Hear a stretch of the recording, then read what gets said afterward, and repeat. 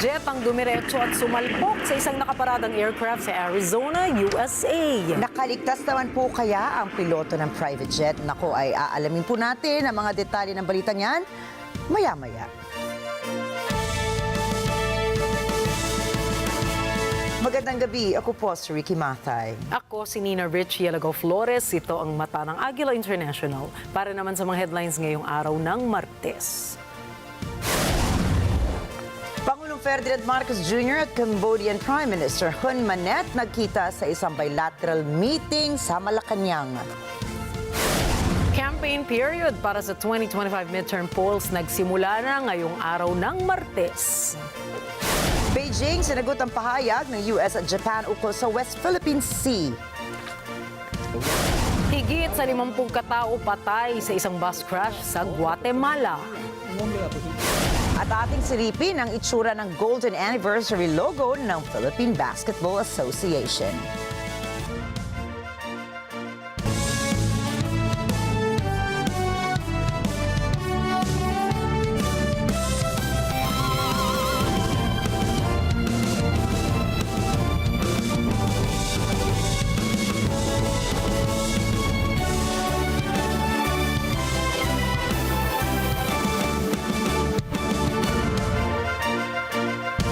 Na ni Pangulong Ferdinand Marcos Jr. at Cambodian Prime Minister Hun Manet ang mga kasunduan na mas magpapaigting ng bilateral relations sa pagitan ng Pilipinas at ng Cambodia.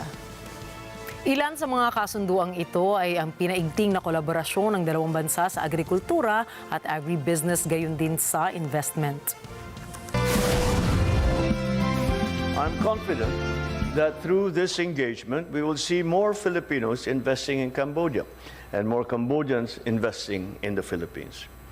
To our friends from Cambodia, I wish to reiterate that the Philippines is open for business and we welcome the opportunity to partner and achieve greater commercial successes with you.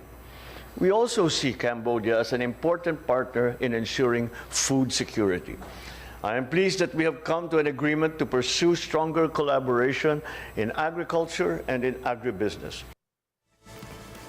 Kasama sa mga nilagdaang kasunduan ay ang agreement for the elimination of double taxation with respect to taxes on income and the prevention of tax evasion and avoidance, Memorandum of Understanding on Agricultural and Agribusiness Cooperation at iba pa.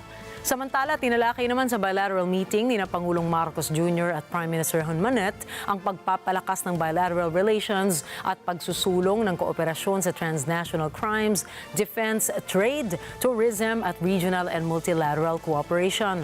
Umaasa naman si PBBM na ang pagbisita ng Cambodian leader sa Pilipinas ay magiging hudyat na ng matatag na kooperasyon ng Manila at Phnom Penh. Opisyal nang nagsimula ngayong araw na Martes ang 70 araw ng campaign period para po yan sa mga senatorial candidates at party list groups para sa May 2025 elections. Ayon sa COMELEC, mayroong 66 senatorial candidates ang 156 party list groups ang mangangampanya hanggang May 10, 2025. Sa kabila nito, ang mga kandidatong tatakbo para sa House of Representatives at iba pa mga local posts ay papayagan na magsimula ng kanilang pangangampanya sa March 28. Sa kasalukuyan, nasa higit 69 na milyon ang bilang ng mga nakarehistrong mga botante para sa midterm polls. Higit sa 1 milyon sa mga botante ay mga overseas voters kung saan ay maaari bumoto na sila sa April 13 hanggang May 12, habang ang mga local absentee voters naman ay pwedeng bumoto mula April 28 hanggang 30. Binigyan diin naman ni COMELEC Chairperson George Garcia na ipatutupad ng poll body ang mahigpit na kaayusan laban sa mga kandidatong nagkakabit ng campaign material, subalit hindi sumusunod sa itinakdang pamantayan para sa pangangampanya. Bantay sarado ngayon ang Philippine National Police o PNP sa mga inilagay na checkpoints sa buong bansa para kanilang masiguro ang seguridad ngayong pagsisimula ng campaign period para sa nalalapit na halalan. Ayon sa PNP, patutupad nila ang striktong checkpoint sa 403 areas of concern sa bansa para maiwasan ang mga insidenteng election-related violence. Mula sa 403 na areas of concern, 141 rito ay nasa Luzon, 67 ang nasa Visayas at 195 naman ang nasa Mindanao. Sa kabila ng paghihigpit ng seguridad ay nilinaw ng pambansang pulisya na hindi nila gusto na ma-delay ng sobra-sobra ang mga taga-suporta at mga kumakandidato sa eleksyon na dumaraan sa mga checkpoint. Anila, respetuhin din sana ng mga ito ang mga umiiral na checkpoints dahil para naman ito sa kaligtasan ng nakararami. Inaasahan ni Agriculture Secretary Francisco Laurel Jr. na bababa sa 49 pesos kada kilo ang presyo ng commercial rice sa susunod na buwan. Ayon sa kalihim, malapit nang dumating ang mga bagong stocks ng bigas mula sa Vietnam, Myanmar at Cambodia.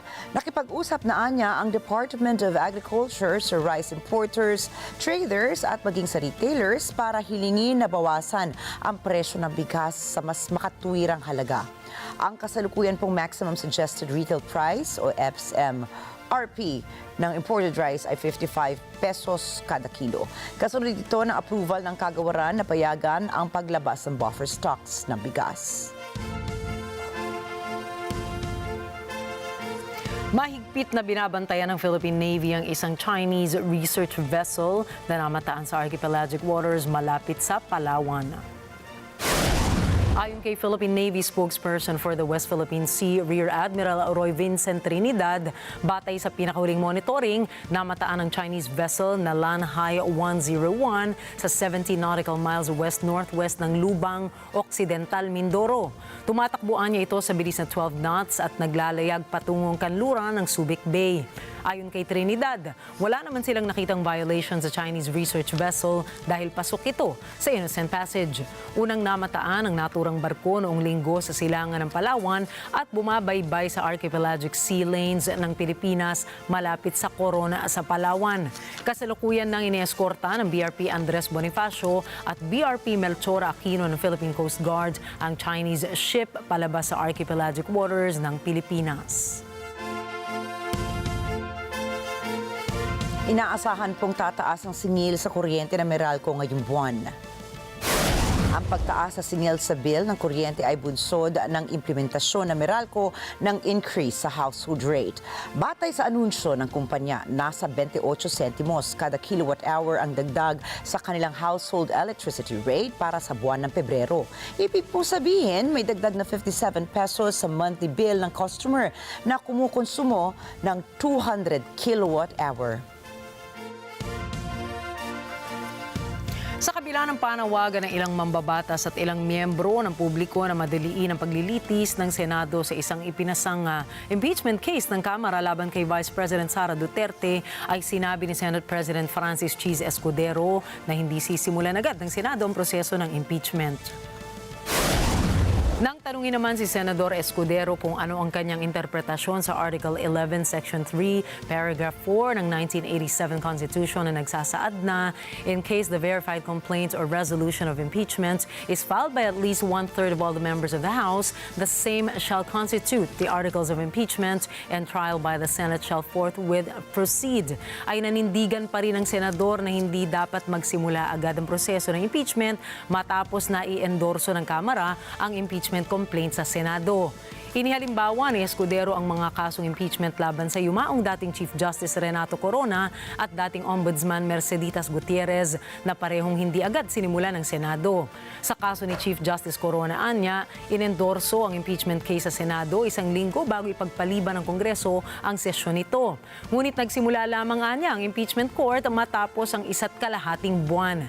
Ipinaliwanag rin ng Senador ang kaso ni Gutierrez na ang impeachment case ay ipinadala sa Senado 3 araw bago ang adjournment pero ang paglilitis ay itinakda pagkatapos ng mahigit 1 buwan. Samantala, hindi kumbinsido ang mga senador sa panukala na magkaroon ng special session upang talakayin ang reklamong impeachment laban kay VP Sara. Sinabi ni Senador J.V. Ejercito na kalahati sa mga mambabatas ay nakafocus ngayon sa kanilang kampanya bilang mga re-electionists at mas mahalagaan niya sa kanila ang political survival. Ayaw ding magbigay ng iba pang komento ni Senador Ejercito sa issue ng impeachment dahil direktibaan niya ito ni Senate President Escudero.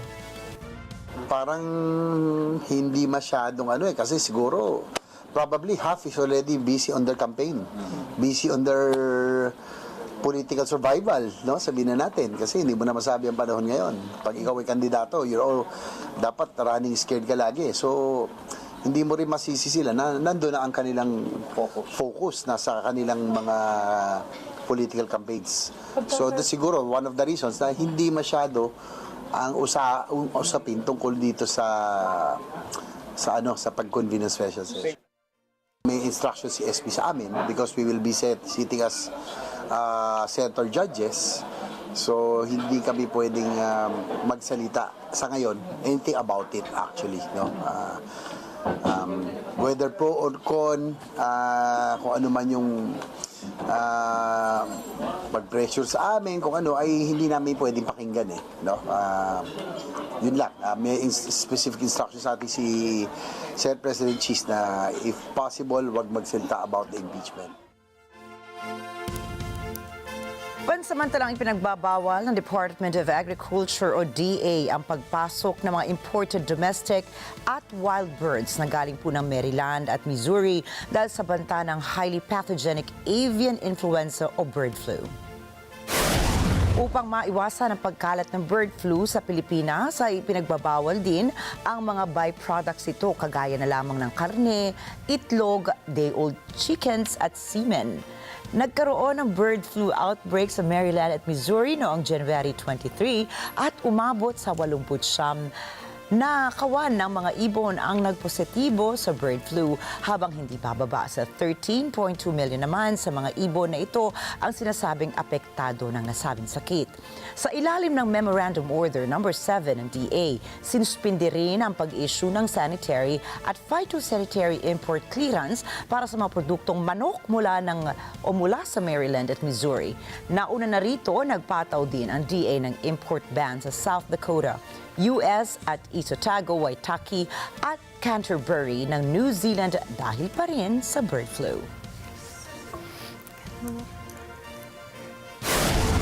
Susunod, Beijing binweltahan ang pahayag ng Japan at Amerika. Ukrainian President Volodymyr Zelensky may victory plan na nga bang ilalatag para kay Donald Trump?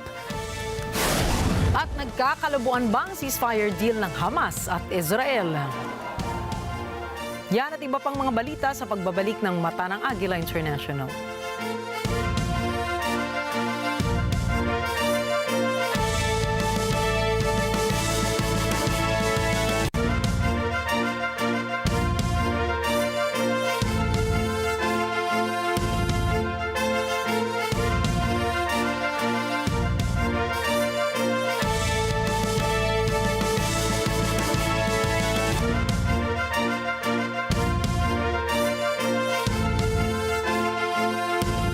This sport.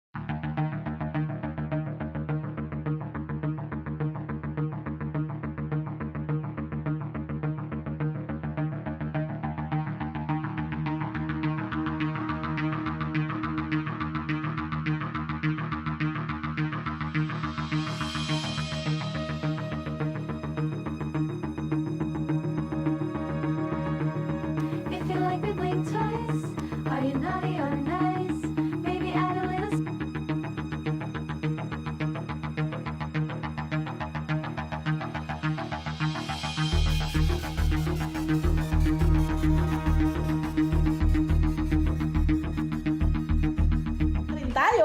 ika-2 ng Pebrero sa Lunes. Masarap ang kwentuhan sa Barangay San Isidro, Parañaque City. Sa Martes, first time natin sa Barangay North Bay Boulevard North, Navotas City. Sa Miyerkules, bibisita naman tayo sa Tanza 1, Navotas City. Sa Huwebes, see you mga taga-Barangay 98 Zone 8, Tondo, Manila. Sigurado namang the best ang Biyernes sa Barangay Malanday, Valenzuela City. Sabay-sabay tayong bumati ng good morning kasama kaming kabarangay nyo, LDE, Love, Tony Pet and everything. Love, Tony Pet and everything.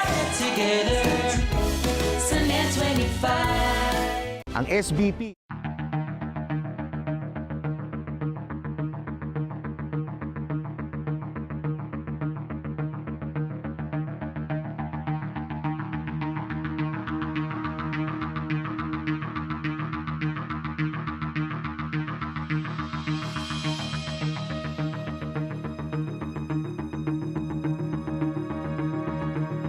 If you like me, blink twice.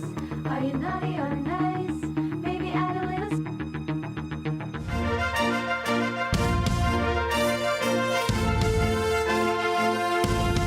Kinondena ng China ang isang pahayag na inilabas ng US at Japan na maglalaman o naglalaman ng kritisismo laban sa provocative activity ng Beijing sa pinagtatalunang karagatan sa West Philippine Sea.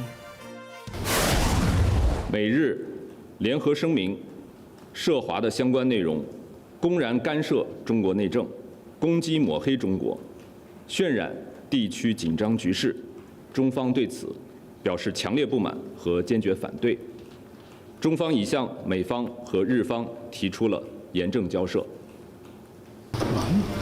Ang naturang pahayag ng China ay inilabas matapos ang pagpupulong ni US President Donald Trump at Japanese Prime Minister Shigeru Ishiba sa Washington noong nakaraang linggo na nagbigay ng pagtutol sa unlawful maritime claims, militarization ng reclaimed features at threatening and provocative activities sa WPS. Tinawag ng China na pag-atakean niya at pagpapalaganap ng maling impormasyon ng naturang pahayag ng dalawang bansa.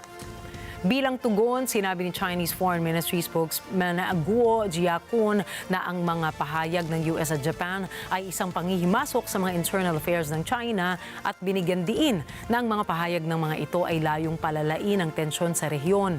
Dagdag pa niya, nagsagawa ang China ng solemn representation sa parehong mga bansa. 1月17日，习近平主席曾应约同美国总统特朗普通电话。 中方已经发布了有关消息稿。 Maalalang matagal nang inaangkin ng China ang halos isang kabuoang soberanya ng WPS, isang territorial claim na siyang dahilan ng hidwaan sa claims ng teritoryo ng ilang mga bansa sa Timog Silangang Asya, katulad ng Malaysia, Vietnam, Indonesia, Brunei at Pilipinas. Sa kabila ng international ruling noong 2016 na nagsasabing walang legal na batayan ang mga claims ng China. Kung saan kamakailan nga ay mas pinaigting ng Beijing ang kanilang mga hakbang sa rehiyon, kaya't dumami ang international scrutiny at ang panawagan para sa de-escalation sa rehiyon. Dumating na si impeached President Yoon Suk-yeol ng South Korea sa Constitutional Court upang humarap sa kanyang impeachment trial. Sa labas po ng korte ay maagang nagtipon-tipon ang mga taga-suporta ni Yoon upang manawagan na ibasura ang reklamong impeachment at ibalik sa pwesto si Yoon. Sigaw ng mga taga-suporta ni Yoon, dapat lamang na ipawalang bisa ang impeachment dahil may kinikilingan umano ang Constitutional Court. 대통령의 계엄이 합법적이었고 또한 이제 누구도 다치지 않는 것을 대통령께서 강조를 했다는 것 그것이 꼭 밝혀졌으면 좋겠다라는 마음으로 나왔습니다. 오늘 여기 집회에 참석하게 된 동기는 현재 재판소가 너무 편파적으로 재판 진행하고 있고 한마디로 국민 한 사람으로서 너무너무 속상해서 지금 이 집회에 참석했습니다. Sa loob naman ng korte ay 4 na testigo ang dumalo. Isa sa mga tinawag ng korte para tumestigo ay si former Safety Minister Lee Sang-min and National Security Advisor Shin Won-sik. Bukod po sa impeachment ay nahaharap din si Yoon sa isang insurrection case. Giit ng kampo ni Yoon ay wala itong nilabag na batas matapos itong magdeklara ng martial law sa South Korea. Subalit, paliwanag naman ng ilang mambabatas ay isang grave crime ang kasong insurrection. 헌법 파괴와 내란의 행위는 국가의 중대한 범죄이고 그에 대한 대가도 톡톡할 것으로 피할 길이 없어 보입니다. Nagbabala ang North Korea na handa ang puwersang militar nito na gumawa ng anumang aksyon na kinakailangan matapos dumaong ang USS Alexandria submarine ng Estados Unidos sa Busan sa South Korea. Ayon sa Defense Ministry ng Pyongyang, ang mapanganib na aksyon ng US ay maaaring humantong sa isang military confrontation sa paligid ng Korean Peninsula. Nagdudulot rin nila ng matinding banta sa pambansang seguridad ng North Korea ang pagdaong ng US nuclear submarine sa South Korea. Depensa naman ng South Korea, ang pagdating ng USS Alexandria submarine sa Busan ay nagbibigay ng pagkakataon sa hukbong dagat nito na makipagpalitan ng impormasyon sa puwersa ng Estados Unidos at upang makabuuan nila sila ng isang combined defense posture. Pumayag si Ukrainian President Volodymyr Zelensky sa kahilingan ni US President Donald Trump na makakuha ng rare earth minerals. Ito ay bahagi pa rin ng patuloy ng pagsuporta ng Estados Unidos sa pakikidigma ng Ukraine sa Russia. Sinabi ni Zelensky na mas mababa sa 20% ang mineral resources ng Ukraine at kalahati raw ng mga rare earth deposits na ito ay nasa lupaing nasasakop ng Russia. Paliwanag ng experts, mahalaga ang rare earth minerals dahil ginagamit ito sa paggawa ng high-performance magnets, electric motors at consumer electronics. Ціни цьому реально немає. Тобто це великі гроші, дуже великі. І тому це треба захищати. І тому, якщо ми говоримо про діл, те, що хочуть американці, так давайте діл. Ми тільки за. Давайте діл. Що відбувається? Nanawagan din si Zelensky sa mga kaalyado nitong tulungan ng Ukraine na protektahan ang Dnipro region laban kay Russian President Vladimir Putin. Saganaan niya ang lugar na ito sa rare earth minerals. Nilinaw din ni Zelensky na hindi nito pinamimigay ang resources ng Ukraine. Pag-aalok lamang niya ito ng isang beneficial partnership sa Estados Unidos dahil marami itong naitulong sa Kyiv laban pa rin sa Moscow. Nakatakdang bumisita sa Ukraine si US Special Envoy for Ukraine and Russia na si Keith Kellogg sa darating na Pebrero 20. General Kellogg going to Ukraine this week, sir, or soon? Yeah, it is Keith Kellogg. General Kellogg is an excellent guy, and he's spending time doing various things. We have numerous people working on numerous different problems. You know, when I left office, wasn't long ago, a little more than 4 years ago, we had no wars, we didn't have problems. Now we got the whole world is blowing up, but we'll put out the fire. На цьому тижні будуть деякі люди із команди президента Трампа серйозні у нас в Україні до ще Мюнхенської конференції. Потім буде Мюнхенська конференція, у мене буде там ряд зустрічей із віце-президентом. Також будуть зустрічі із командою президента Трампа. І у моїй команди будуть окремі там зустрічі, розмови. Робота, скажімо так, після цього буде продуктивна робота і в Україні з колегами з Сполучених Штатів Америки. Parehong kinumpirma ni US President Donald Trump at Ukrainian President Volodymyr Zelensky na inaasahan nilang magkakaroon ng resulta ang pagbisita ng US official sa war-stricken country. Nais magbigay ng opisyal ang komprehensibong impormasyon sa kalagayan ng frontline ng Russia at Ukraine. Nakabase rin sa pagpupulong na magaganap dito ang magiging estado ng tulong militar na ibibigay ng Estados Unidos sa Kyiv. Tinitignan din ng Estados Unidos ang posibilidad na makipagkasundo ito upang mapalago ang industriya ng Ukraine sa kayamanan nito sa critical minerals. You talked with Zelensky this week, sir? Yeah, probably. By telephone, what's your He message? wants to make a deal. Let's see. We'll see. We're dealing with him, and I think they both want to make a deal, but we'll have to see. It's got to be done. What is Zelensky going to Would have never happened if I were president. This would never have happened. Millions of people are dead. І це те, про що я говорив президенту Трампу, коли ми сиділи. Я йому сказав, це план перемоги. Чому тут перемога? Перемога для всіх. Ми захистимо ці трильйони грошей, ми не дамо видобуток, який потім перетвориться в технології для цих трьох країн цієї осі, так, зла. Наприклад, з Келлогом, з Больцем моя команда працює щодня. Я знаю, щодня. І вчора був контакт, і сьогодні був контакт. І, в принципі, щодня є контакти, проговорюють якісь загальні речі. Ну, конкретика буде трішки пізніше. Ginawa ito sa kabila ng mga pahayag ni Trump na nakikipag-usap umano siya kay Russian President Vladimir Putin. Hindi pa kinukumpirma ng Kremlin ang katotohanan ng pahayag ng US President. Itinuturing din na mahalaga ang pakikipagtulungan sa bagong US administration para makamit ng tuluyan ang tunay na kapayapaan. Також наші команди працюють над нашим діалогом, нашою зустрічю між мною і президентом Трампом. Він говорив про це. Мені здається, що в цьому немає ніякого секрету. Питання, коли це буде, можливості обох сторін. А те, що вони спілкуються, ну, подивимось, хто, як і чи це так.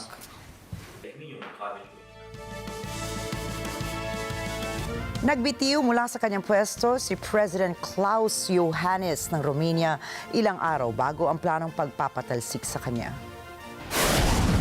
Pentru a scuti România și pe cetățenii români de această criză, de această evoluție inutilă și negativă, demisionez din funcția de președinte al României.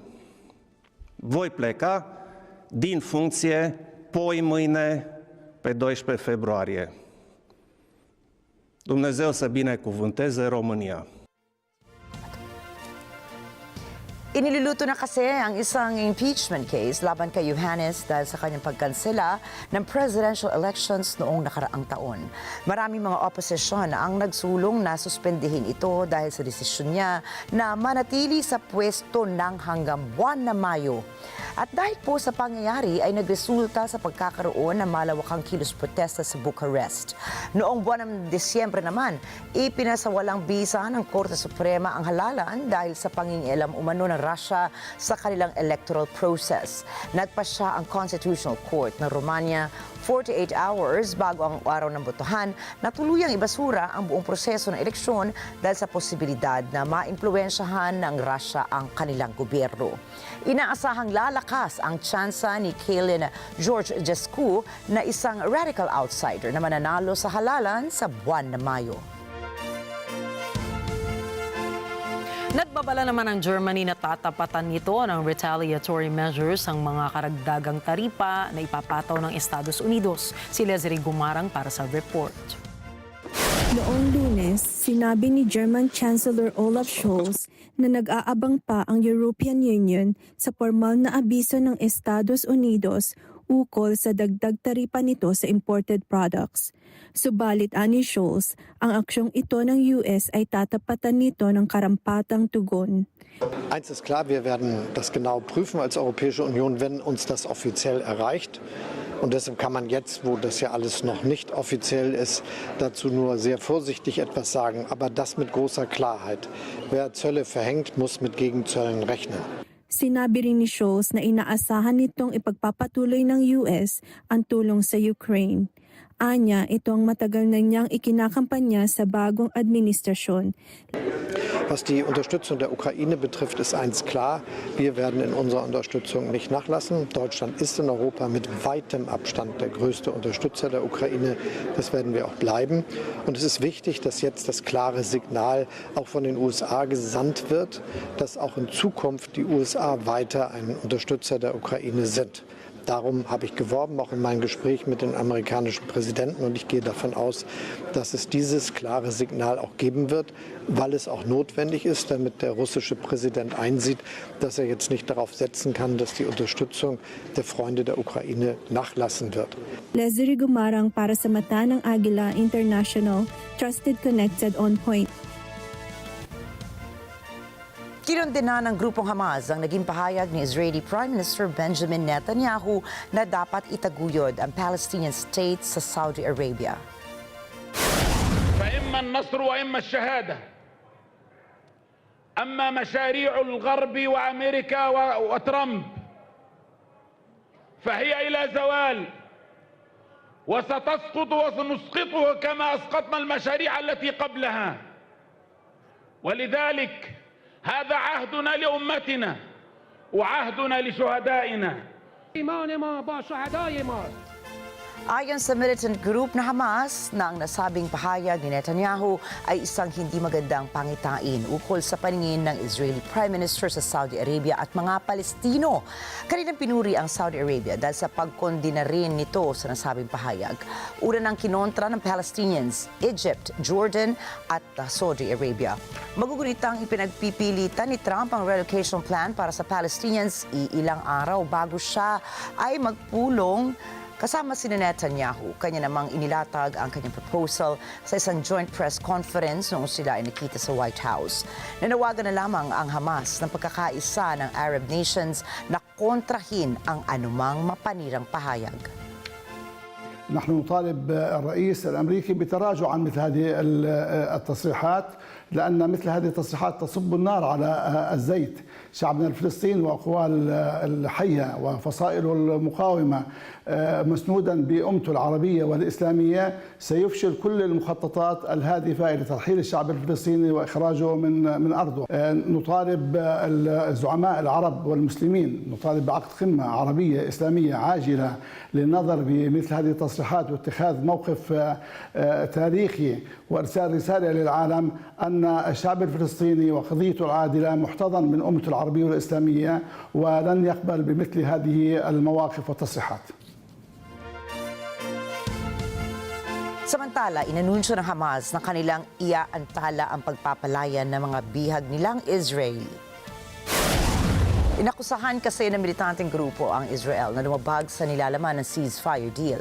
Ilan sa mga akusasyon nila ay ang pag-aantala ng pagbabalik ng mga lumikas noon sa Northern Gaza at ang patuloy na pag-atake ng Israel sa Strip.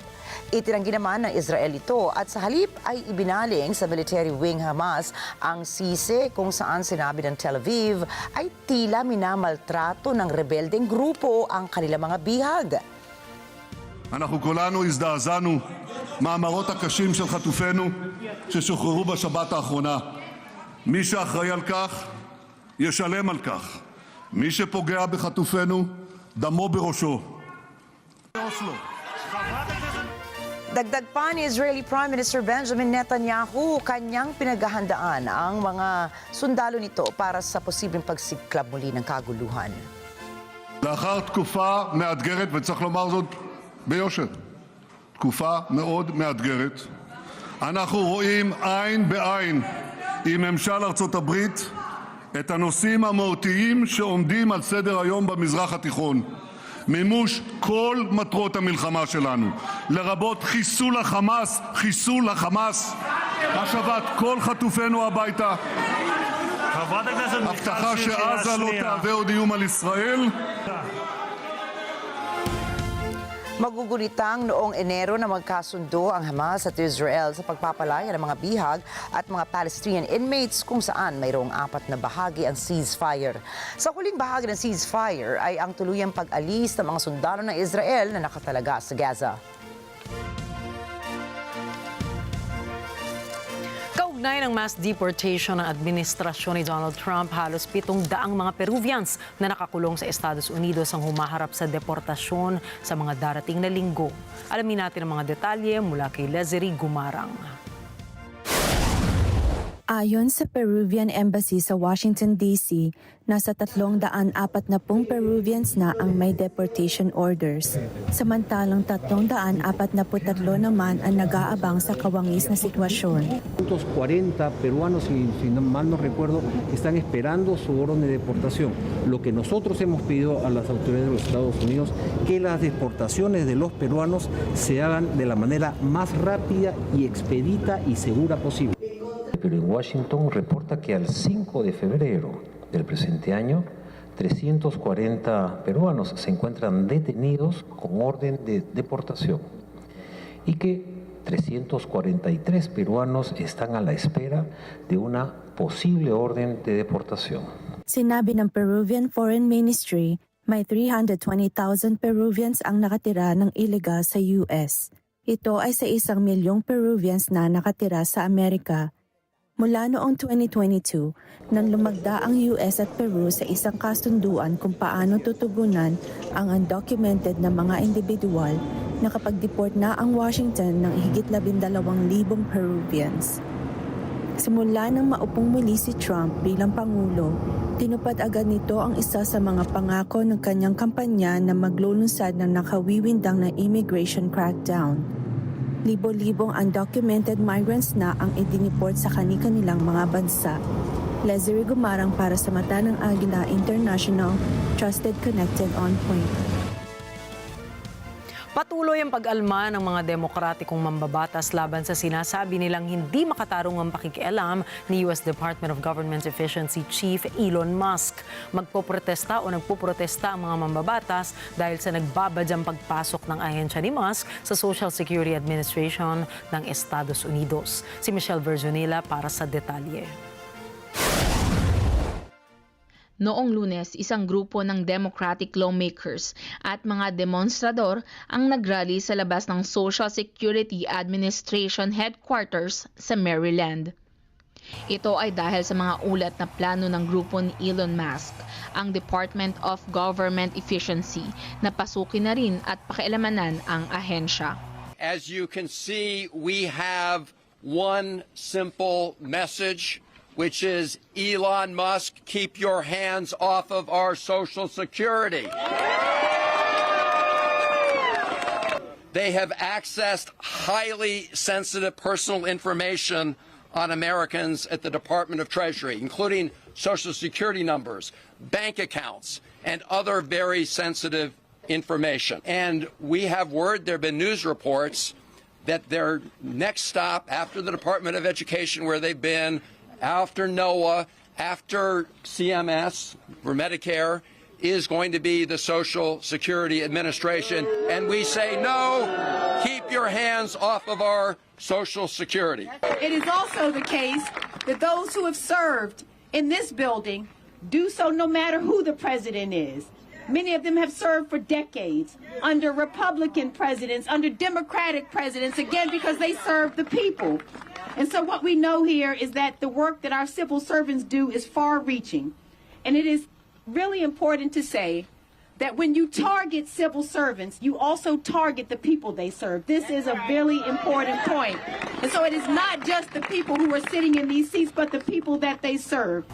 Ayon sa mga mambabatas, kung ang tinatarget ay ang mga civil na mga manggagawa, target din ang mga mamamayan. Ayon sa Centers for Medicare and Medicaid Services, gumagalaw na sa ahensya ang mga kinatawanan ng Department of Government Efficiency mula na mabigyan ang mga ito ng access sa sistema at teknolohiya ng ahensya noong Miyerkules. Noong nakaraang Martes, binigyan naman ng read-only access ang grupo ni Musk sa Payment System Codes, US Treasury.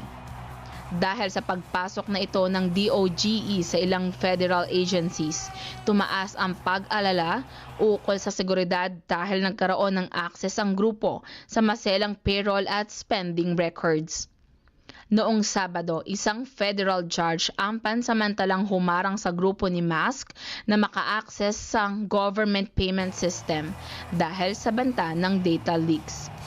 Michelle Verzonilla para sa Mata ng Agila International, Trusted, Connected, On Point. Inanunsyo ni US President Donald Trump na tatanggalan niya ng security clearance si Joe Biden. Hindi na rin anya makatatanggap ng araw-araw na intelligence briefings ang dating Pangulo. Ayon kasi kay Trump, hindi mapagkakatiwalaan si Biden sa mga sensitibong impormasyon dahil mahina na raw ang memorya nito. Subalit, may ilang political analysts ang nagsabi na baka gumaganti si Trump kay Biden dahil noong taong 2021 ay ni-revoke rin ni Biden ang security briefings para kay Trump dahil pinipilit noon ni Trump na siya ang nanalo sa US presidential elections. Susunod, higit 50 katao patay sa isang bus crash sa Guatemala. Canada may plano para tapatan ang US tariffs. At India naglalayong gumawa ng sariling AI-capable microchip. Antabayanan, magbabalik pong muli ang mata ng Agila International.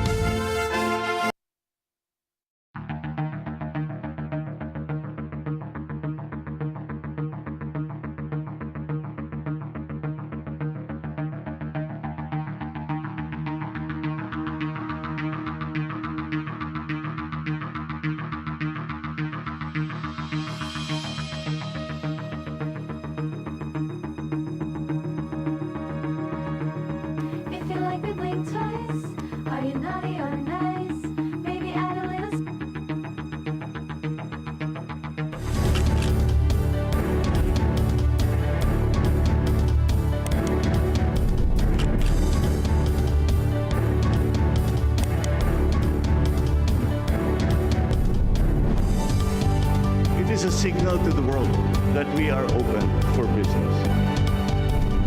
Open for Business with Cesar Vallejos. Every Sunday, 9 p.m. Sa NET25. Ang SBP.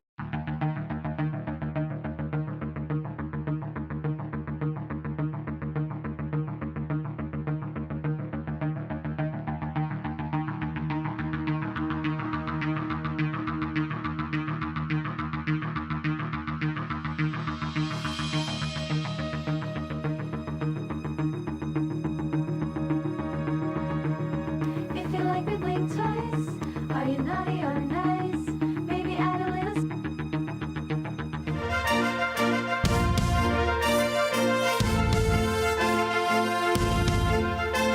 Nagbabalik po ang mata ng Agila International at sa pagpapatuloy ng ating mga balita ngayong gabi.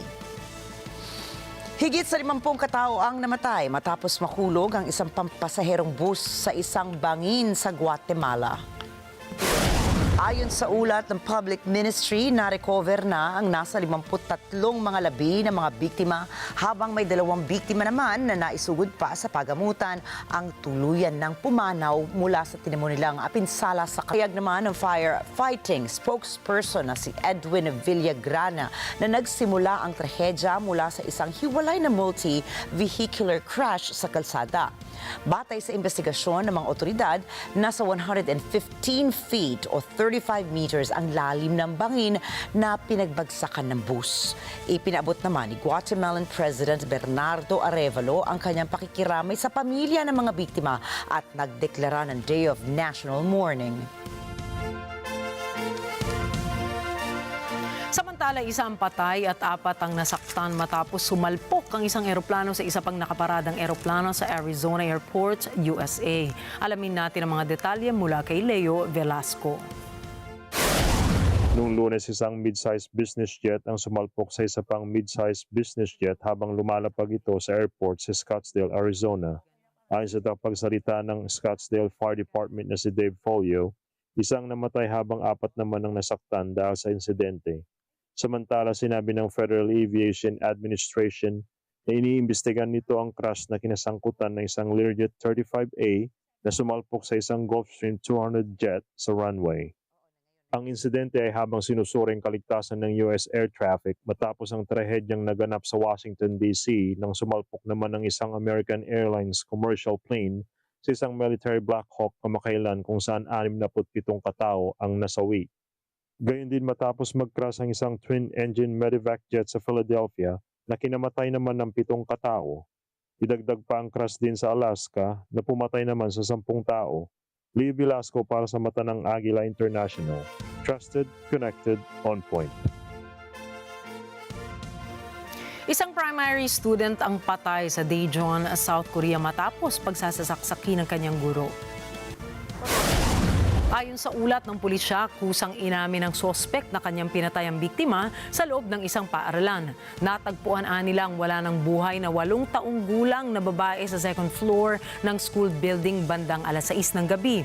Ipinag-utos na ni South Korean Acting President Choi Sang-mok ang isang investigasyon na layong maiwasan ang ganitong uri ng insidente. Batay sa inilabas na impormasyon ng Daejeon Education Office, bago ang pananaksak ay galing ang guro mula sa sick leave dahil sa depresyon, pero matapos ang 20 araw ay agad itong bumalik sa paaralan dahil sa rekomendasyon ng doktor na siya ay fit to work.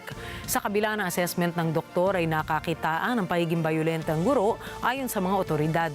Patuloy naman ang interogasyon ng pulisya sa biktima upang alamin ang dahilan ng kanyang pananaksak sa batang babae. 13,000 na ang namatay sa Estados Unidos dahil po yan sa influenza. At ayon sa health experts, lampas na sa 1 milyon ang dinapuan ng flu virus ngayong panahon ng taglamig o winter season. Narito po ang balita mula kay NET25 correspondent Myla Simbulan. Batay sa isang ulat mula sa UN Centers for Disease Control and Prevention o CDC, ngayong taglamig ay may 13,000 na ang namatay sa bansa dahil sa influenza o trangkaso. Kaugnay nito, nasa 24 na milyon na ang naiulat na nagkasakit at 310,000 naman ang naospital na. Ayon sa CDC, nananatiling mataas ang antas sa bansa ng impeksyon dulot ng influenza. Higit sa 96% ng mga kaso ay iniuugnay sa influenza A. Sinabi rin ng CDC na ilang mga eskwelahan sa bansa ang napilitang magsuspendi ng klase dahil sa pagdami ng respiratory infection sa mga estudyante. Nirerekomenda ng CDC na bawat individual 6 na buwang gulang pataas ay magpabakuna laban sa influenza taon-taon, lalong-lalo na ang mga higher risk. Ayon sa ahensya, nakatutulong ang bakuna upang mabawasan ang epekto ng mga sintomas ng influenza, pagpapaospital at pagkamatay dahil sa trangkaso. Babala ng CDC, sino mang may sintomas ng trangkaso ay dapat limitahan ang pakikisalamuha sa iba upang maiwasan ang pagkalat ng virus. Myla Simbulan para sa mata ng Agila International. Trusted, connected, on point. Dahil sa extreme heat wave ay sinuspindi ng lokal na pamahalaan ng Brazil ang mga klase sa paaralan sa Rio Grande do Sul. Nagsisimula na sana ang klase ng 2,320 state schools sa southern Brazil ngayong Lunes, pero ni-reschedule ito ng pamahalaan sa Pebrero 17. Ayon sa ilang pamunuan ng eskwelahan doon ay hindi kinakaya ng mga bata o buga ng mga electric fan ang sobrang init sa kanilang lugar. Inaasahan din na lalampas sa 40 degrees Celsius ang init sa southern Brazil at tatagal hanggang Miyerkules ang heat wave sa Rio Grande do Sul.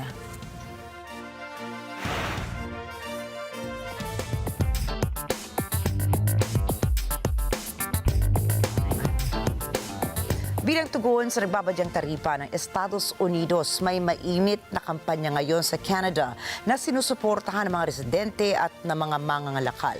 Ito po ay ang kampanyang Buy Canadian na mungkahi ni Prime Minister Justin Trudeau. Alamin natin ang mga detalye mula kay NET25 correspondent Cherry Recolizado. Buy Canadian.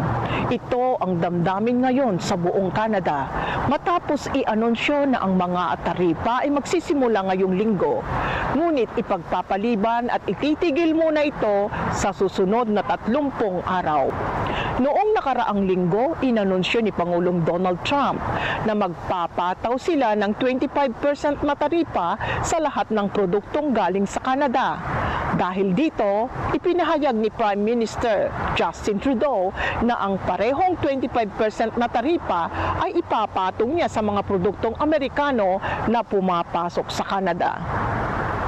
Bilang tugon dito, ang mga Canadians at mga negosyo sa Canada ay nakiisa sa pamamagitan ng pagsuporta at paghihikayat nila na bumili at suportahan ang mga produktong gawa sa Canada sa halip na tangkilikin ang mga produktong gawa sa Amerika.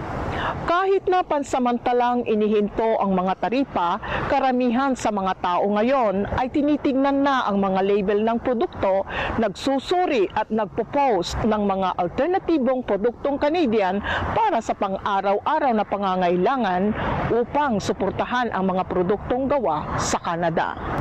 Ang talumpati ni Prime Minister Justin Trudeau noong nakaraang linggo ay nagbigay inspirasyon sa maraming Canadians na umaksyon at magbigay suporta sa sarili nilang bansa. Cherry Recolisado, Toronto, Ontario, para sa mata ng Agila International. Trusted, connected, on point. Taripa laban sa taripa. Yan ang tila magiging labanan ng mga bansa matapos simula ni US President Donald Trump ang dagdag taripa sa mga produktong inaangkat ng Estados Unidos mula sa ibang mga bansa. Dahil dyan, sinabi ng Brazil na handa itong gumanti sa Trump tariff sakaling ipatupad na ito ng Estados Unidos. Si NJ de Guzman para sa report. Nag-anunsyo ang Brazil ukol sa plano nitong taripa na ipapataw sa American tech companies kung itutuloy ni US President Donald Trump ang 25% na taripa sa lahat ng angkat na bakal papasok ng Estados Unidos. Ito ayon sa isang lokal na pahayagan na inilathala noong Lunes.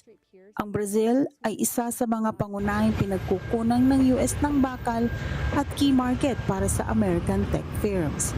Ayon sa report, sinabi ng isang opisyal ng gobyerno na maapektuhan nito ang mga kumpanya tulad ng Amazon, Facebook at Instagram ng Meta at Google ng Alphabet. Ang bantang belta ng Brazil sa taripa ay tugon upang protektahan ang industriya ng bakal nito sa gitna ng nagaganap na trade wars. NJ de Guzman para sa mata ng Agila International, trusted, connected, on point. At wala pa rin pong BBTO, magbabalik pa rin ang mata ng Agila International.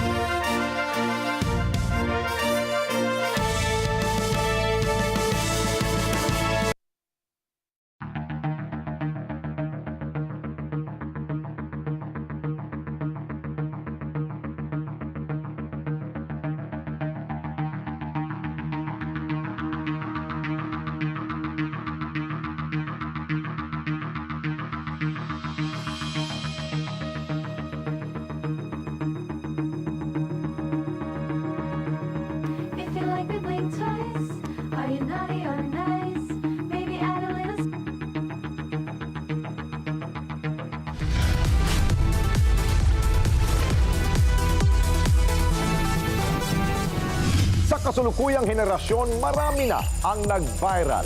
Dahil po yan sa kanilang ginagawang pagtulong sa kapwa. Pero mas marami ang tumutulong kahit walang nakakakita. Kaya naman kung ikaw ay may kilala na grupo o individual na may natatanging pagresponde sa lipunan at maging sa kalikasan, mag-text lamang sa 0915-415-1035 o mag-email sa responde@net25.com at magpadala ng mensahe sa ating Facebook page at NET25 TV. Baka kayo na ang susunod nating Certified Key Responder. Let's net together sa NET25. Sa NET25. Ang SBP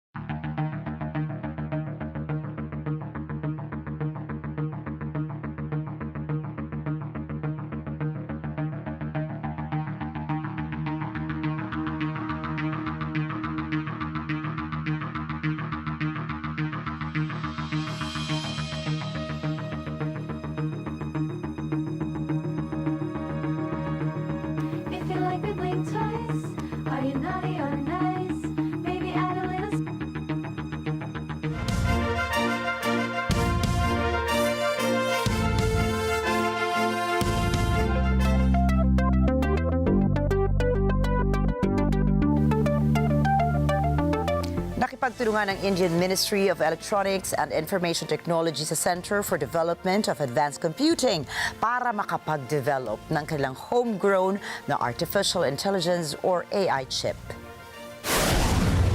Ayon sa mga Indian government officials, inaasahan na magsisimula sa 2027 ang produksyon ng mga nasabing AI chips.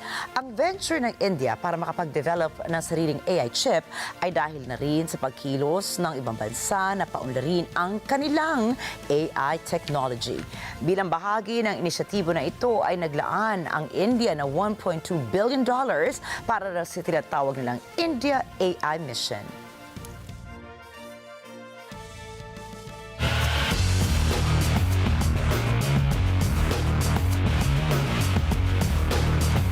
Nang ibabaw si Pinoy pole vaulter EJ Obiena sa Metz Moselle sa France. Ito ang unang gold medal na nakuha ni Obiena sa pagpasok ng taong 2025. Ang nasabing panalo ay isang linggo matapos na magkamit ito ng silver medal sa jump meeting Cottbus noong 2025 sa Germany. Nakuha ni Obiena ang 5.70 meters clearance laban sa 7 iba pa. Sinubukan ng world number 4 ang 5.85 meter jump, subalit hindi ito nagtagumpay sa lahat ng attempts. Ang kanyang current record ay maituturing niyang season best para makamit ang unang kintong medalya ng taon.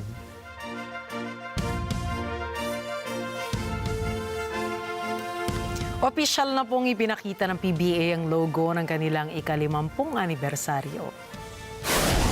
Ang nasabing logo ay nababalot ng kulay ginto na nagpapakita ng isa sa mga pinakamatagal na liga sa bansa na nagsimula pa noong 1975. Sinabi ni PBA Commissioner Willie Marshall na magsasagawa ang liga ng ilang mga festivities sa pagsisimula ng semifinals ng PBA Commissioners Cup Semifinals. Pagdating naman ng Abril 4 at 5 sa Philippine Cup ay naka-embed na ang gold logo nila. Sa April 9, kung saan ang taon na itinaguyod ang liga ay magsasagawa sila ng pagdiriwang bukod pa sa grand opening ng Season 15 ng PBA sa October 5.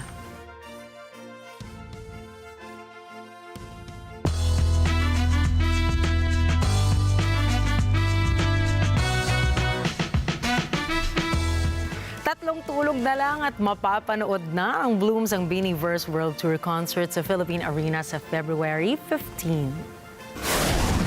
Samantala, tapos na ang pasahan ng entries para sa Nana na dance cover entry na magbibigay ng chance para makapag-perform kasama ang Beanie on Stage. 3,000 entry lang ang tinanggap at mula dito ay pipili ng 50 mananalo na maaaring makasama ng Beanie on Stage sa kanilang isang performance. Nag-abiso rin ang grupo na abangan ang mga masaswerteng Blooms na mapipili sa kanilang social media page.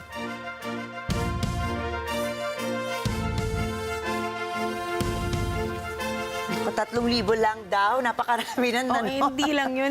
Pero yung kukunin, sobrang konti lang. Kaya wag na tayong... Hindi na tuloy kayo mag-join ni Nina. Give chances to others. Tama. Kanila na lang. Ilang naman. So abangan niyo po ang Bini. Siyempre, wala pa rin iba yan kundi sa Philippine Arena. At tandaan po ha, narito kami para maghatid ng balita saan mang dako ng mundo. Muli ako po si Ricky Matay. Ako si Nina Richie Alago Flores. Ito pa rin po ang mata ng Agila International. Para naman sa iba pang mga balitang nanggaling din sa iba't ibang panig ng mundo, punta naman po tayo kay Alma Angeles para sa mata ng Agila World News. Take it away, Alma.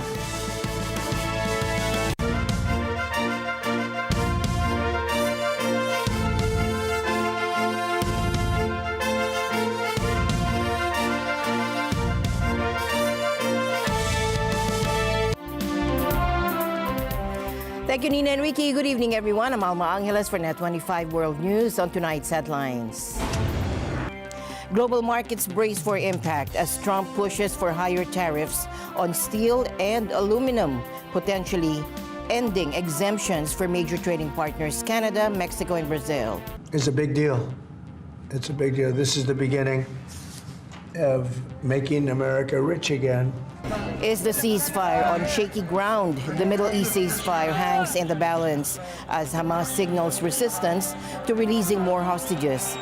This following concerns over the condition of 3 recently freed men.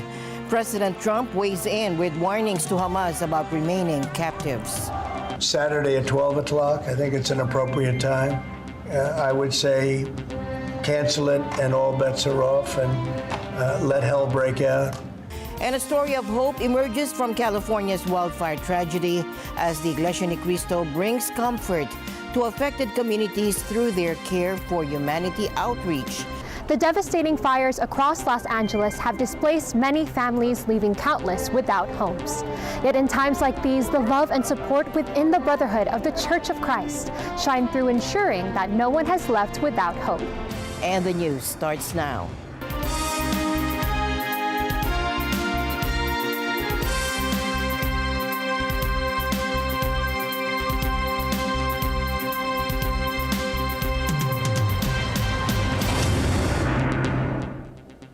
A shocking crime in South Korea. A teacher has confessed to stabbing a 7-year-old girl to death at a school in Daejeon.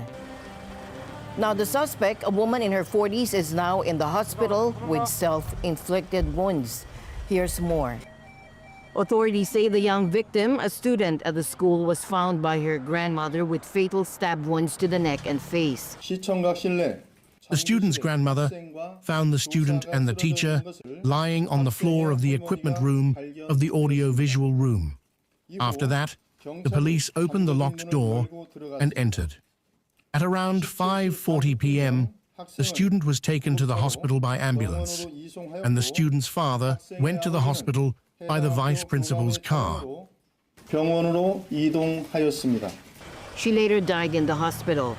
Right now, police are investigating the motive, saying there's no confirmed personal connection between the teacher and the child. Acting President Choi Sang-mok has expressed his condolences and ordered a full investigation into the heartbreaking case. Reports suggest the teacher had been on leave due to depression before returning to work last year. The teacher was on medical leave from December 9th to December 29th due to depression. This tragedy has left the nation stunned, raising urgent questions about safety in schools and the mental health of educators. Tensions are heating up on the Korean Peninsula, with North Korea warning it's ready to respond to what it calls a grave threat to its security. Pyongyang is lashing out after a U.S. nuclear-powered submarine, the USS Alexandria, docked in the South Korean port of Busan. North Korea's defense ministry calls it a clear sign of Washington's confrontational hysteria and says it won't hesitate to act if provoked. The U.S. and South Korea say the submarine stop is routine, allowing the crew to rest and resupply. But North Korea sees it differently, accusing the U.S. of using force to dominate the region. Just days ago, Pyongyang also issued a warning over military drills held near its border, calling them rehearsals for invasion. The value of training for this is a great impact. It's building those relationships with our counterparts, establishing the ability to both simultaneously strike contact on different objectives, simultaneously building communication lines with each other, which, as everyone knows, communication lines are very important on the battlefield, and then also coordinating with other units as well, the 11th Engineers, the 517, air assets, indirect fires from multiple different areas. It's just very important all around. And despite heavy U.S. sanctions, North Korea has been ramping up its rhetoric, especially since President Trump took office last month. So is this just more posturing from Pyongyang? Or are we looking at another escalation in an already volatile region?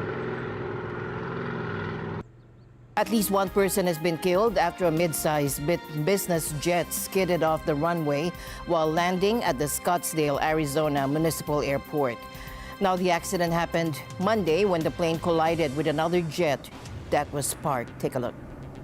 We requested additional hazmat units just to do metering in the surrounding buildings attached or to the area of that location.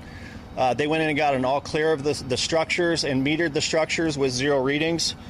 I can tell you that we have 5 souls, 1 DOA, 2 immediates that have been transported to local trauma centers, 1 delayed stable to a local hospital, and this is a still active scene. We're still working on extricating 1 soul out of one of the airplanes. As of 7:30 last night, that person remained trapped in one of the planes. Folia provided no other details, and it wasn't immediately clear what caused the jet to skid off the runway. The Federal Aviation Administration, or FAA, says it is investigating the crash. The agency says it involved a Learjet 35A that skidded off the runway, which then collided with a Gulfstream 200 jet. This incident comes at a time of heightened scrutiny of U.S. air safety. National Transportation Safety Board investigators are probing 3 deadly crashes in recent weeks. They include a mid-air collision of a passenger jet and U.S. Army Black Hawk helicopter in Washington, D.C. that killed 67 people, a medical jet crash in Philadelphia that killed 7 people, and a plane crash in Alaska that killed 10 people. Is the U.S. heading towards a multi-front trade war? President Donald Trump moved to significantly raise tariffs on steel and aluminum imports, canceling exemptions and duty-free quotas. Arlene Ocampo has more. Under Trump's order, tariffs on aluminum imports rise to 25% from the previous 10% that he imposed in 2018 to aid the struggling sector. And today I'm simplifying our tariffs on steel and aluminum so that everyone can understand exactly what it means. It's 25% without exceptions or exemptions, and that's all countries, no matter where it comes from, all countries. If made in the United States, however, United States of America, is a big deal. It's a big deal. This is the beginning of making America rich again.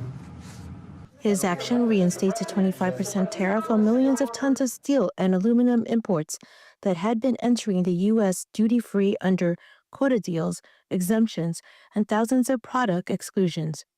Trump imposed the original tariffs in 2018 to protect steel and aluminum makers. A White House official says the exemptions have eroded the effectiveness of these measures.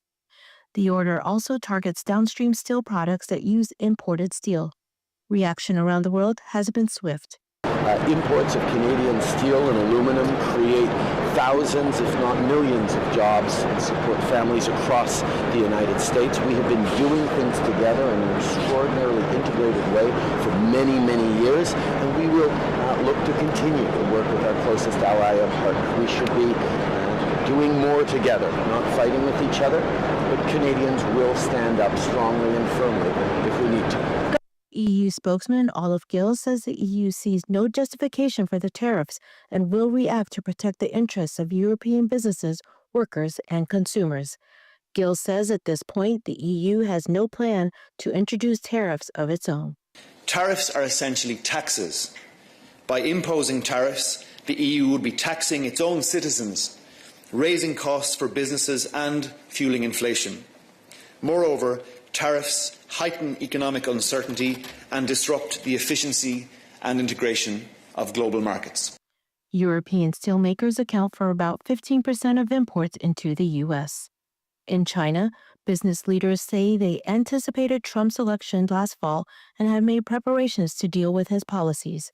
They add, Americans will face higher prices. Australian Prime Minister Anthony Albanese says he will press Trump for exemptions for Australian steel. Australian companies have significant investments in US steel industry, creating thousands of jobs in both the US and in Australia. We will continue to make the case for Australia's national interest with the US administration, and what's more, we regard this as also being in the US's national interest as well. Because tariffs, of course, don't tax us, they tax the purchasers of our products. Trump's new tariffs and the threat of a global trade war pushed up gold prices on Monday. The precious metal broke through the $2,900 per ounce level for the first time. The price is being driven by safe haven demand. Arlene Ocampo for NET25 World News. Could the ongoing U.S. trade war actually work in the Philippines' favor?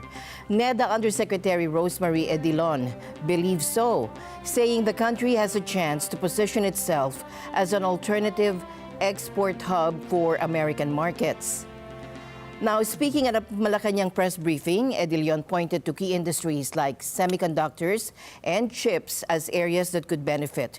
But will this shift impact local jobs? And so far, she says there's no direct effect, though any changes could come from fluctuations in the exchange rate. Kung maipoposition natin ang ating bansa na as a very attractive alternative source ng for this mga dating ini-export sa US ganyan. So actually pwede pang maging ma-benefit tayo. We can really gain a lot from yung mga regional na free trade agreements natin. So we're assuming na like in the case of yung mga let's say Canada, Mexico, baka ang gagawin nila i-maximize nila yung mga regional free trade agreements, and this is where we can really benefit. The National Economic and Development Authority, or NEDA, remains confident despite the temporary suspension of U.S. Agency for International Development, or USAID operations, stating that alternative funding sources are available for affected projects in the Philippines. Now, during a briefing, NEDA Undersecretary Rosemary Edilon acknowledged that the Trump administration's 90-day freeze on U.S. aid projects would impact Philippine initiatives. However, she emphasized that most affected programs involve technical assistance for which funding can be secured from other development partners. And that will also affect yung mga projects natin with USAID. But just to say as well, na iba na rin kasi yung situation natin noon kaysa yung sa ngayon. Dati kasi we even depend on USAID for school buildings natin, di ba ganon? Ngayon hindi na tayo sa ganong situation eh. So it's really more of the technical assistance part, which actually pwede rin naman tayo mag-source from other development partners. Is the Gaza ceasefire on the brink of collapse? Now, President Donald Trump says the truce should be canceled unless Hamas releases all hostages by noon Saturday. But will Hamas comply? The group announced a delay in the release of hostages, claiming Israel has violated the ceasefire agreement. Thomas Eyelikeness for more. Trump says it's ultimately up to Israel whether it continues the ceasefire. The president says he might speak to Israeli Prime Minister Benjamin Netanyahu about the issue, but he's adamant that the remaining hostages be freed by noon on Saturday. I'd say they ought to be returned by 12 o'clock on Saturday, and if they're not returned, all of them, not in drips and drabs, not 2 and 1 and 3 and 4 and 2. Saturday at 12 o'clock, and after that, I would say all hell is going to break out. And I don't think they're going to do it. I think a lot of them are dead. I think a lot of the hostages are dead. I think it's a great human tragedy what's happened, how people can be that mean to do. Shortly before Hamas said it would stop releasing hostages, Netanyahu gave an angry speech to the Israeli parliament, saying whoever hurts Israeli hostages will pay for it. Opposition lawmakers repeatedly interrupted his speech. The Hamas announcement prompted protesters to block a highway in Tel Aviv and demand the return of those still being held hostage. Meanwhile, Netanyahu has praised Trump's plan for the U.S. to take over Gaza, calling it revolutionary. And Trump has doubled down on his proposal to turn Gaza into what he calls the Riviera of the Middle East. In a Fox News interview, Trump now says Palestinians will have no right to return to Gaza under his proposal. No, they wouldn't, because they're going to have much better housing, much better. In other words, I'm talking about building a permanent place for them, because if they have to return now, it will be years before you could ever. It's not habitable. It will be years before it could happen.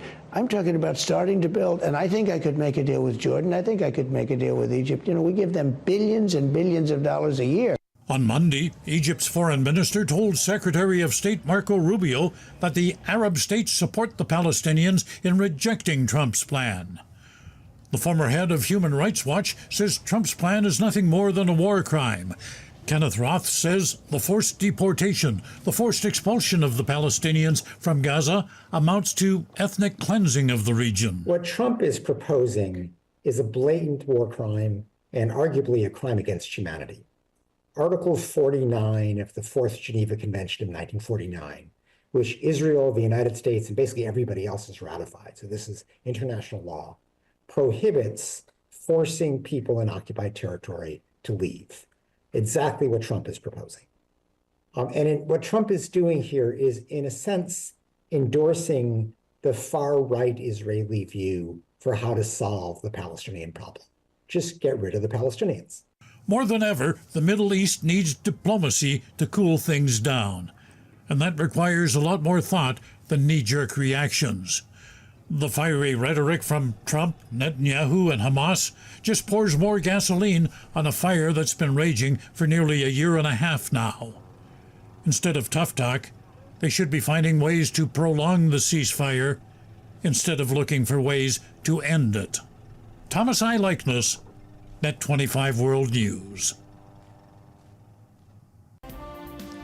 In what can only be described as the latest chapter in Silicon Valley's most dramatic tech rivalry, Elon Musk has just made a jaw-dropping $97.4 billion bid to buy OpenAI's nonprofit parent organization.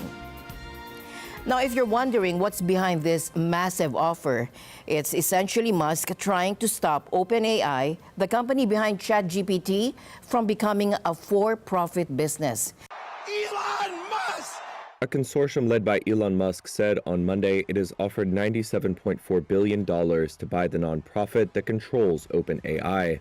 It's another attempt by the billionaire to block the artificial intelligence startup from transitioning to a for-profit firm. Musk's bid is likely to ramp up a long-standing feud with OpenAI CEO Sam Altman over the future of the ChatGPT maker. Altman on Monday posted on X, quote, "No thank you, but we will buy Twitter for $9.74 billion if you want." Musk co-founded OpenAI with Altman in 2015 as a nonprofit, but left before the company took off. He went on to found the competing AI startup xAI in 2023. OpenAI is now trying to transition from a nonprofit into a for-profit entity. It says that restructure is required to raise the funds needed to develop the best AI models. Musk's new offer is only his most recent attempt to throw a wrench in those plans. In August last year, Musk sued Altman and others, claiming they broke contract by putting profit ahead of the public good in the push to advance AI.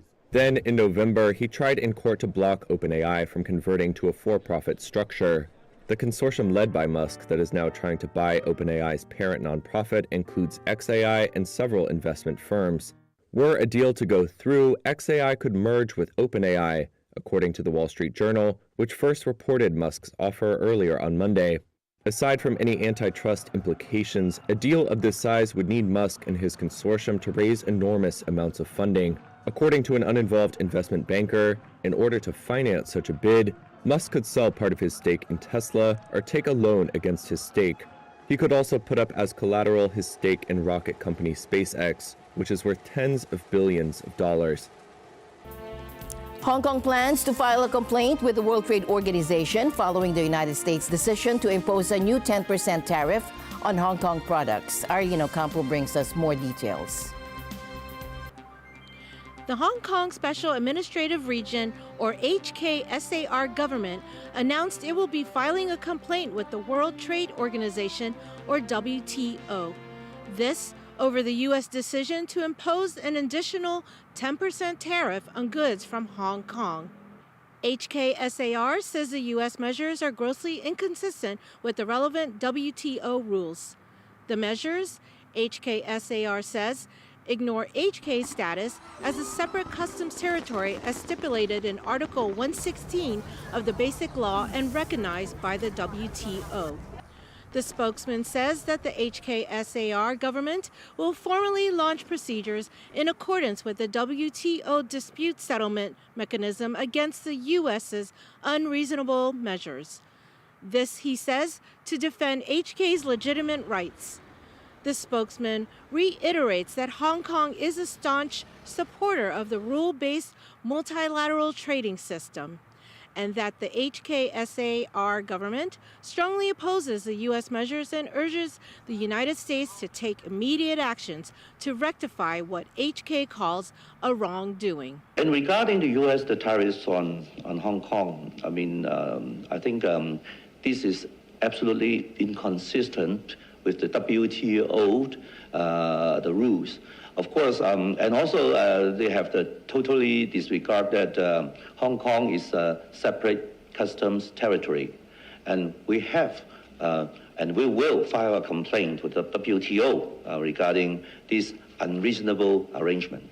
As part of fulfilling his campaign promises, U.S. President Donald Trump announced imposing additional tariffs on countries like Canada, Mexico, and China.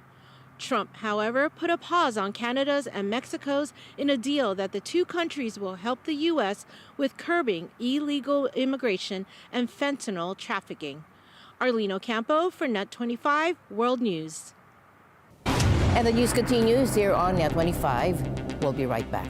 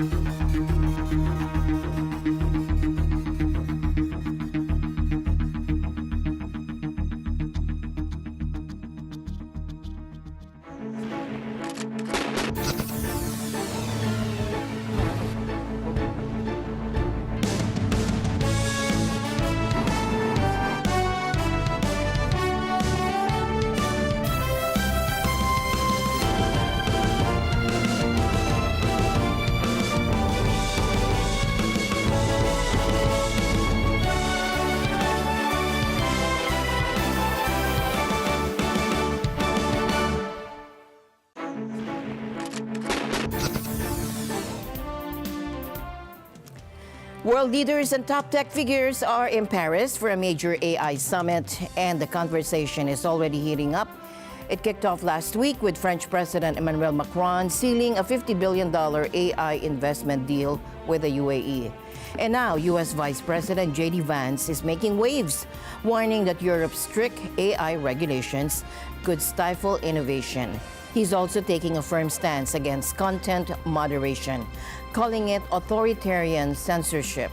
So where does the future of AI regulation go from here? And we need our European friends in particular to look to this new frontier with optimism rather than trepidation. Many of our most productive tech companies are forced to deal with the EU's Digital Services Act and the massive regulations it created about taking down content and policing so-called misinformation. And of course, we want to ensure the internet is a safe place, but it is one thing to prevent a predator from preying on a child on the internet, and it is something quite different to prevent a grown man or woman from accessing an opinion that the government thinks is misinformation. We believe that excessive regulation of the AI sector could kill a transformative industry just as it's taking off. We feel very strongly that AI must remain free from ideological bias, and that American AI will not be co-opted into a tool for authoritarian censorship.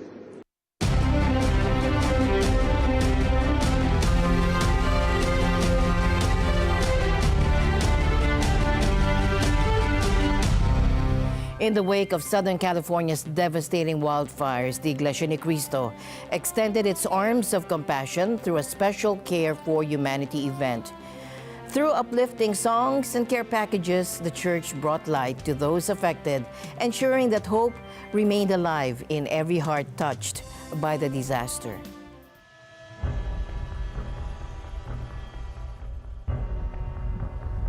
Thousands of people are under evacuation orders in Southern California as strong winds fuel new wildfires in the Los Angeles area. I have never seen flames from my house like this, ever. The visuals of the Southern California fires that became headlines known throughout the world.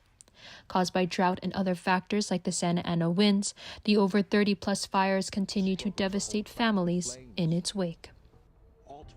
The two largest being the Palisades and Eden fires are likely the fourth and second most destructive fires in California's history. And they've left families without homes like Juliana's. We lost everything, our home for over 45 years. Of course, it's all like material stuff, but like it holds memories. Juliana and her family is just one account of many trying to figure out how to move forward. But in recognizing these great struggles in the surrounding areas of the Eden fire, families would be met with concern and care through an outreach event.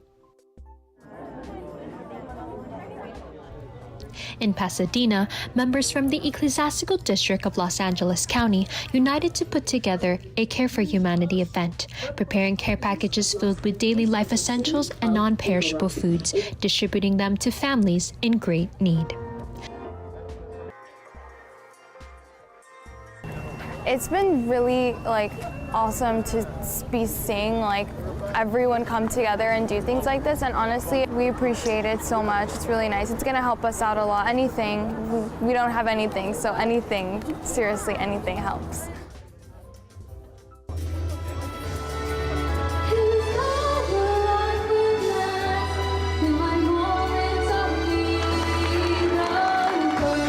And there was a little bit of performances from little ones. It was really nice to see. It was inspiring.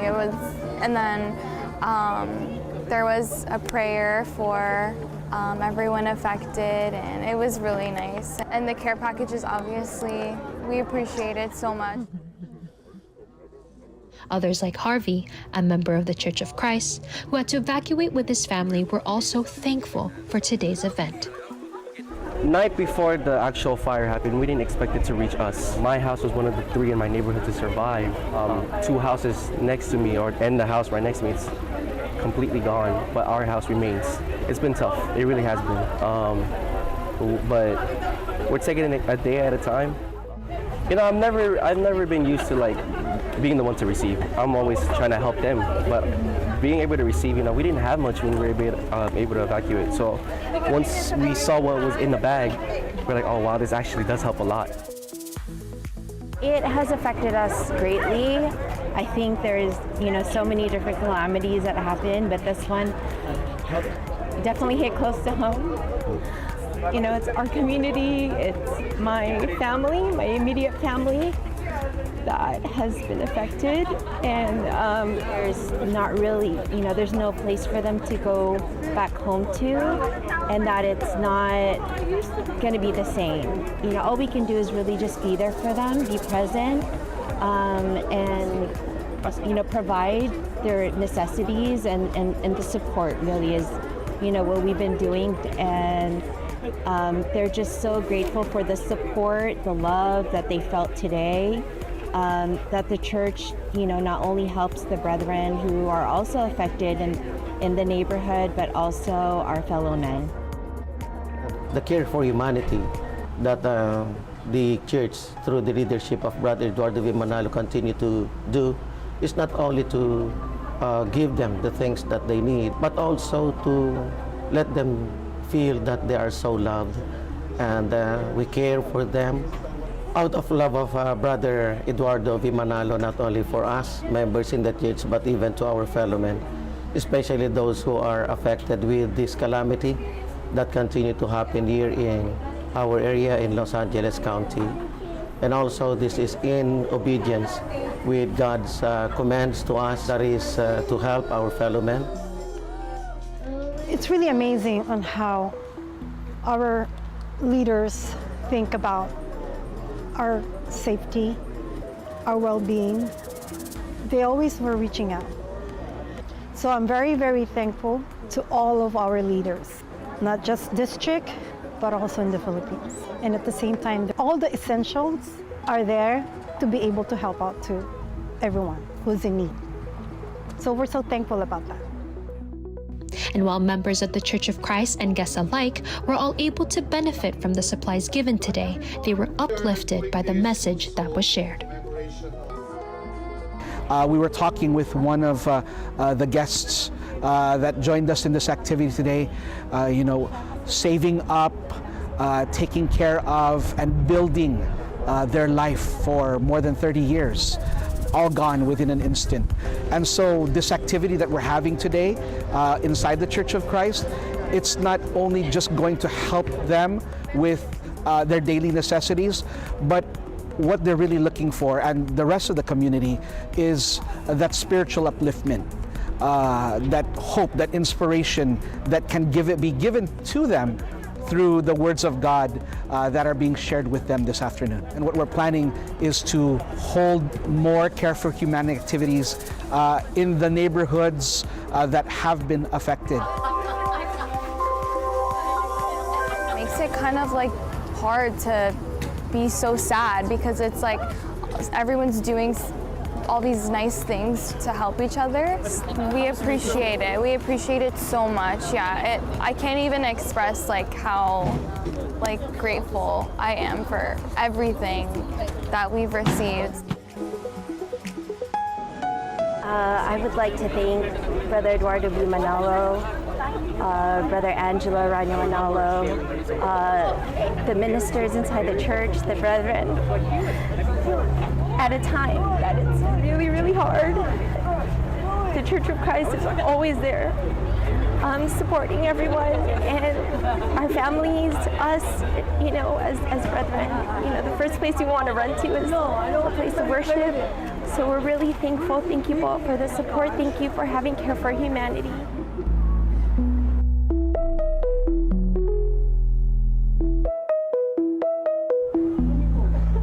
The devastating fires across Los Angeles have displaced many families, leaving countless without homes. Yet in times like these, the love and support within the Brotherhood of the Church of Christ shine through, ensuring that no one has left without hope. From Pasadena, California, I'm Christine Andrade. And as we close tonight's broadcast, let us remember that in times of crisis, kindness knows no boundaries. From our newsroom to your world, this is Alma Angeles for NET25 World News. Good night.